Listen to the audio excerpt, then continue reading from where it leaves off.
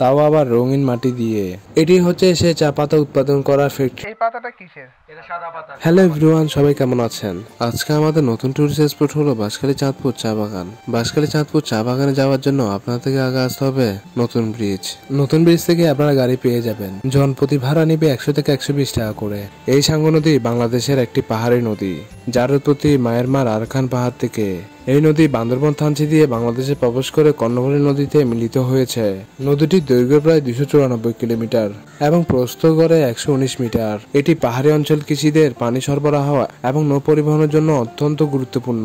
কখনো যদি সুযোগ হয় এখানে নেমে স্নান করব, কারণ এখানকার পানি প্রচন্ড ঠান্ডা এবং শীতল হয়ে থাকে। চাঁদপুর বাজার থেকে পুকুরিয়া চমুনি যাওয়ার জন্য গাড়ি পেয়ে যাবেন। জনপ্রতি ভাড়া পড়বে 20 টাকা করে।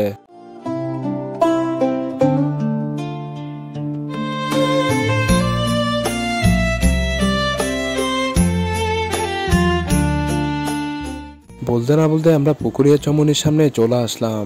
এই পুকুরিয়া চমুনিতে এসে আমি একটু বাজারটা ঘুরে দেখলাম। এই বাজারটি ছোট হলেও অনেক কিছু এখানে পাওয়া যায়। পুকুরিয়া চমুনি এসে আপনার চা বাগানে যাওয়ার জন্য গাড়ি পেয়ে যাবেন। জনপ্রতি ভাড়া পড়বে 20 টাকা করে। কারণ চাঁদপুর বাজার থেকে চা বাগানে যাওয়ার জন্য ডাইরেক্ট গাড়ি না থাকায় তাই আমার থেকে ভেঙে ভেঙে আসতে হয়েছে। আসলে চা বাগানে যেতে হলে আরো কিছুটা পথ পাড়ি দিতে হবে।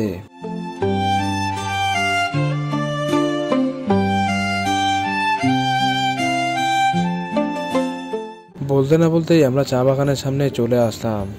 রোদের তীব্রতায় যেন আমাকে ক্লান্ত করে দিচ্ছিল, তবুও যেন আমার যাত্রাপথে হাঁটা বন্ধ হচ্ছে না। কারণ আমি যে চা বাগানের সৌন্দর্যকে দেখতে এসেছি, তাই যতই ক্লান্ত হই না কেন এই সৌন্দর্যকে উপভোগ করে যাব।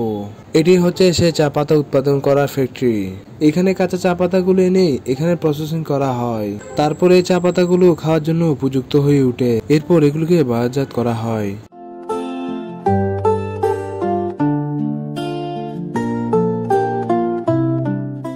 চা বাগানের চারপাশ যেন নিস্তব্ধ হয়ে গেছে। হালকা বাতাসে যেন দোল খাচ্ছে পাতা। প্রকৃতি যেন মুখ খুলে কথা বলছিলেন। যত দূর হাঁটছি ততই যেন আমাকে প্রশান্তি করে দিচ্ছিল। এই এক অপরূপ সৌন্দর্য যেন আমাকে মায়ায় বন্দি করে রাখলেন। এই ভাইটি আমাকে চা পাতাগুলো দেখাচ্ছিলেন, কারণ এখানে দুই কোয়ালিটি হবে।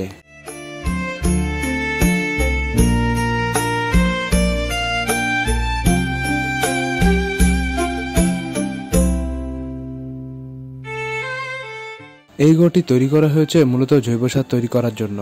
আপনারা ভালো করে লক্ষ্য করলে দেখতে পাবেন, এই যে সেই জৈব সার। এই জৈব সারগুলো তৈরি করে গাছে দেওয়া হয়।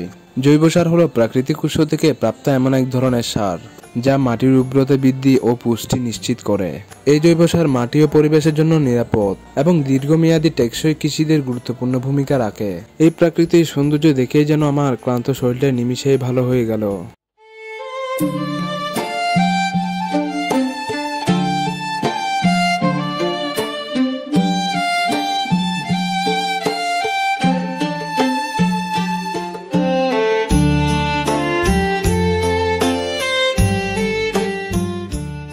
এই পথ ধরে যখন আমি নিচে নামতে থাকি, হঠাৎ দেখতে পাই কিছু ছেলেরা একটি পুকুরে স্নান করছিলেন। এই পুকুরটি মূলত বানানো হয়েছে গাছে পানি দেওয়ার জন্য। এখানে কিছু ভাইদের সাথে দেখা হয়ে যায়। মোহাম্মদ আমিনুল ভাই এবং মোহাম্মদ নজরুল ভাইকে বললাম, আপনাদের গ্রামটা আমাকে একটু ঘুরে দেখান। তো ওনারা বললেন, ঠিক আছে ভাই, আমরা আপনাকে আমাদের গ্রামটা ঘুরে দেখাবো। মূলত আমিনুল ভাই এখানে চা বাগানের প্রহরী হিসেবে চাকরি করেন, আর নজরুল ভাই এখানে ওনার খালুর বাড়িতে বেড়াতে এসেছেন। এরা দুজনেই খুবই আন্তরিক। নজরুল ভাই বলছিলেন আমিনুল ভাই নাকি রাতের বেলায় হাতির পাল্লায় পড়েছেন, তাই এটা নিয়ে সবাই একটু দুষ্টামি করছিলাম।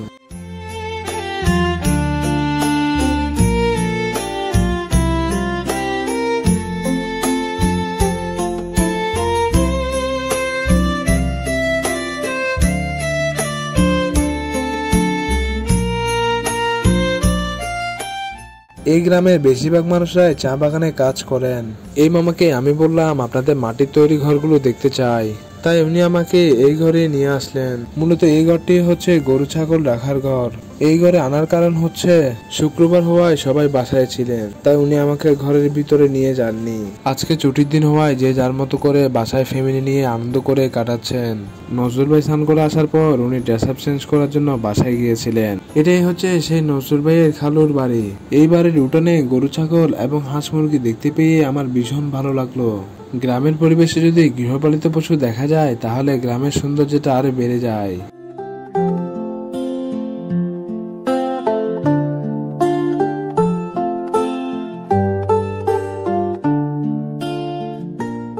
এই গ্রামের নাম হচ্ছে রংপুর টেলা।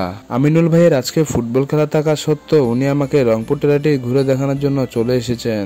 আমিনুল ভাই আমার ইউটিউব চ্যানেলটি দেখতে চাইলে আমি আমার ইউটিউব চ্যানেলটি দেখিয়ে দিই। এই গ্রামের বাড়িঘরগুলো দেখতে আমার অনেক সুন্দর লাগছিল।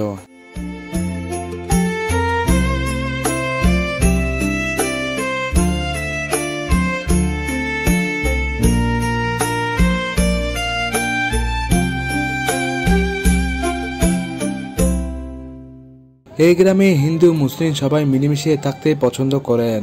এখানে কোনো ভেদাভেদ নাই। সত্যি এরকম দৃশ্য দেখতে পেয়ে আমার অনেক বেশি ভালো লাগলো।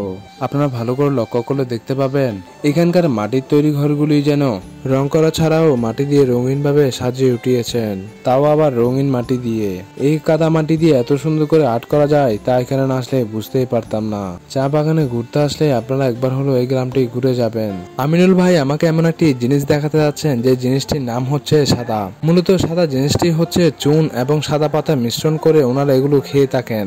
এই ফার্স্ট টাইম আমি এগুলো দেখেছি, আগে কখনো দেখা হয়নি। আচ্ছা, এই পাতাটা কিসের? এটা সাদা পাতা, সাদা পাতা। এটা সাদা পাতা? হ্যাঁ, এটা আমি খাবো।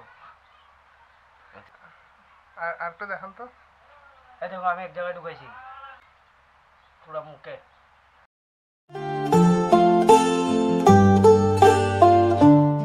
এই ভাইটির বাড়িতে আসন দেখে আমার অনেক বেশি ভালো লাগলো।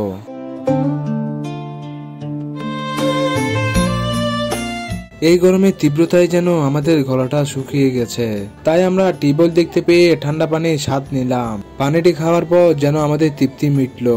এই গ্রামের মানুষজন এই টিউবওয়েল থেকে খাওয়ার পানি সংরক্ষণ করেন এবং উপরে গাজি ট্যাঙ্ক দেওয়া আছে। এরাই দুই বন্ধু যেন হাঁটতে হাঁটতে দুষ্টামি করতে লাগলেন।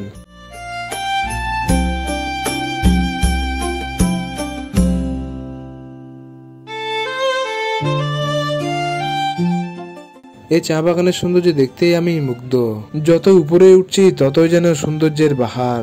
এখানে যদি এক কাপ চা খেতে পারতাম তাহলে হয়তোবা অনেক বেশি ভালো লাগতো।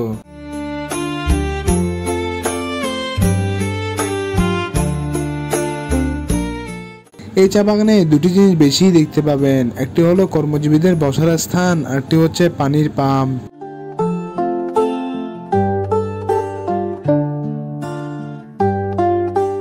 ভিডিওটি ভালো লাগলে লাইক কমেন্ট সাবস্ক্রাইব করে পাশে থাকবেন।